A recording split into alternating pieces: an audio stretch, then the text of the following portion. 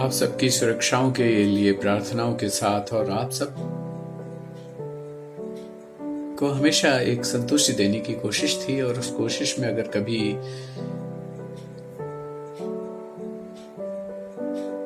किसी तरीके की तकलीफ पहुंची हो तो उन सब के लिए क्षमाओं के साथ एक बहुत ही महत्वपूर्ण रियलाइजेशन शेयर करने की फीलिंग है। और वो फीलिंग इसलिए है क्योंकि इस समय जो वातावरण चल रहा है, अपने बहुत सारे अपनी लाइफ के जो सर्कल में जो बहुत क्लोज लोग हैं, उनकी ज़िंदगी में, उनके परिवारों में जो घटनाएं घट रही हैं अभी रिसेंटली और रिसेंट पास्ट में, और अपने मित्रों के फैमिलीज में यंग एज के लोगों के साथ जो कुछ ऐसे इंसिडेंट्स हुए इस जो वेव चल रही है उसकी वजह से, तो एक इंट्रोस्पेक्शन था और डिवाइन प्लान को समझने की कोशिश, और जो बहुत कुछ पढ़ा सुना समझा था उससे एक रियलाइजेशन जो होता है वो शेयर करना चाहता हूँ। शायद ये आपके लिए, इसमें हम सबकी जिंदगी है इस रियलाइजेशन में, और शायद ये आपके लिए कुछ उपयोगी हो।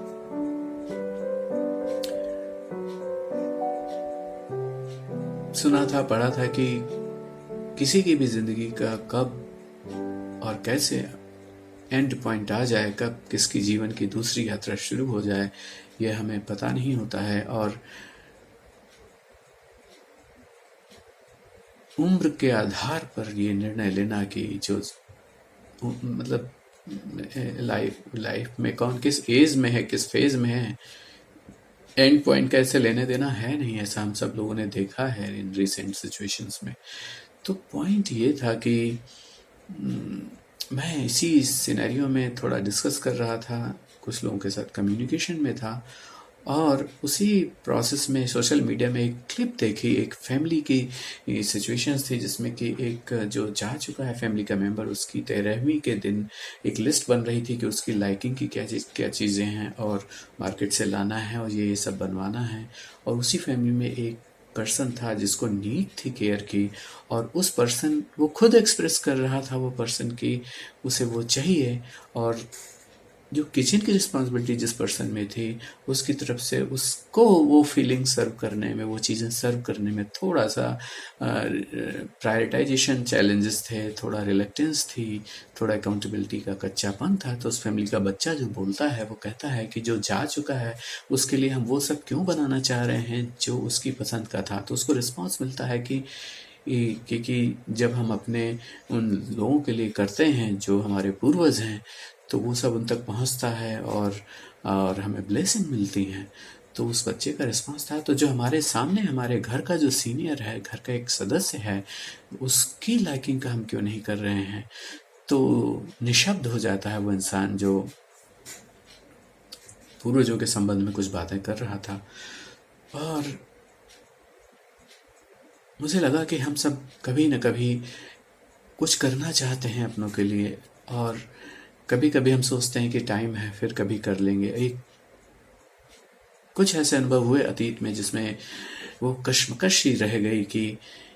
काश कुछ पूरी हुई कुछ अधूरी रह गई। और इस प्रोसेस में हम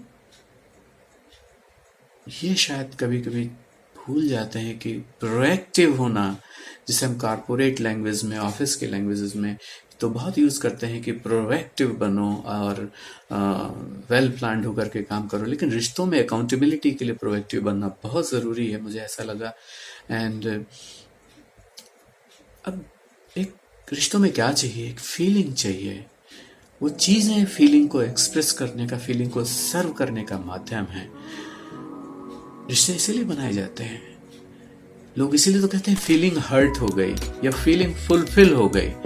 तो होता क्या है, फुलफिल क्या होता है, वो फीलिंग। हर्ट क्या होती है, वो फीलिंग।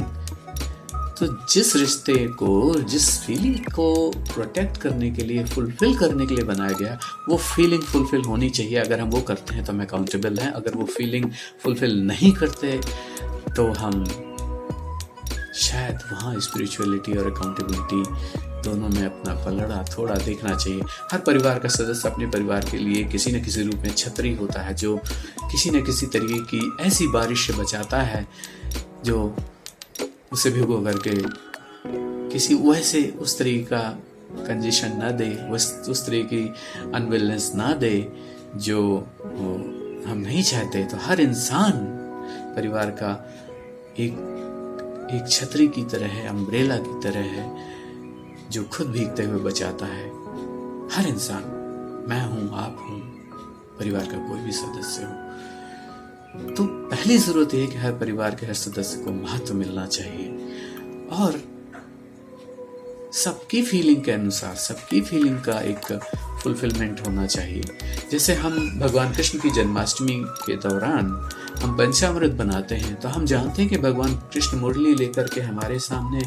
एक फिजिकल मैनिफेस्टेशन के रूप में नहीं आने वाले हैं, लेकिन हम ये भी जानते हैं कि हमारे भीतर जो उनके प्रतिभाव, उनका अस्तित्व है, जो हमारे भीतर भगवान कृष्ण है, हमारे पंचामृत बनाने की प्रक्रिया में जो हमारी फीलिंग है वो उन तक पहुँचती है, उन्हें सर्व करते हैं, इसलिए हम आत्मतृप्त हो जाते हैं।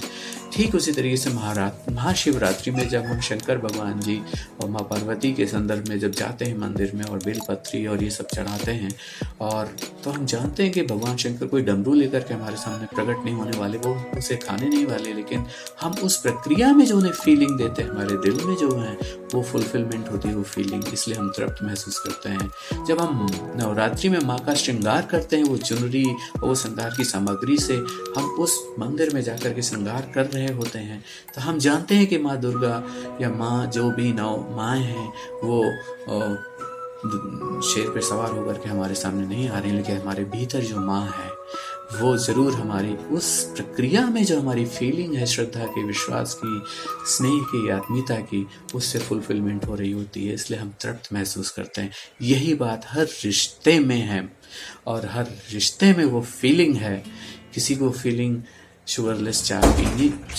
दे करके हम सर्व कर सकते हैं, किसी को वो फीलिंग हम विद शुगर चाय दे करके सर्व कर सकते हैं, किसी को हम सैलेड सर्व करके फुलफिल कर सकते हैं, किसी को राइस सर्व करके, किसी को हम रोटी सर्व करके, किसी के मनपसंद की सब्जी या दाल सर्व करके पूरी कर सकते हैं, किसी के मनपसंद के स्नैक्स बना करके सर्व कर सकते हैं। प्रश्न ये है कि हम रिश्ते के प्रति अकाउंटेबल हैं, तो क्या हम उसे वो सर्व करते हैं जो उसकी फीलिंग का है। जैसे एक फैमिली में,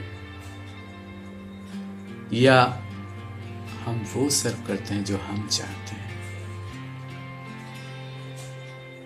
कहीं ये हमारे घर की कहानी तो नहीं थी उस सीरियल में कि जाने के बाद वो सर्व करेंगे जो उसको पसंद था, और जीते जी शायद वो सर्व करने में कभी प्रोएक्टिवनेस, कभी प्रायोरिटाइजेशन, कभी लैक ऑफ अकाउंटेबिलिटी, कभी अपना पर्सनलाइजेशन, कहीं ऐसा तो नहीं। बस महत्वपूर्ण ये था कि ये एहसास शेयर करें और आप सबके जीवन की सुरक्षाओं के लिए, आपके रिश्तों में फुलफिलमेंट के लिए, और हम सब अपने रिश्तों में प्रोएक्टिव हो सकें, अपने रिश्तों उस हर छतरी को जो हमारे लिए भीग करके हमें बारिश से बचाती है, उसके लिए रिस्पेक्टेबल हो सकें, अकाउंटेबल हो सकें, कमिटेड हो सकें, टाइम पे, प्रोएक्टिवली, इन्हीं भावनाओं के साथ। Best wishes for everything.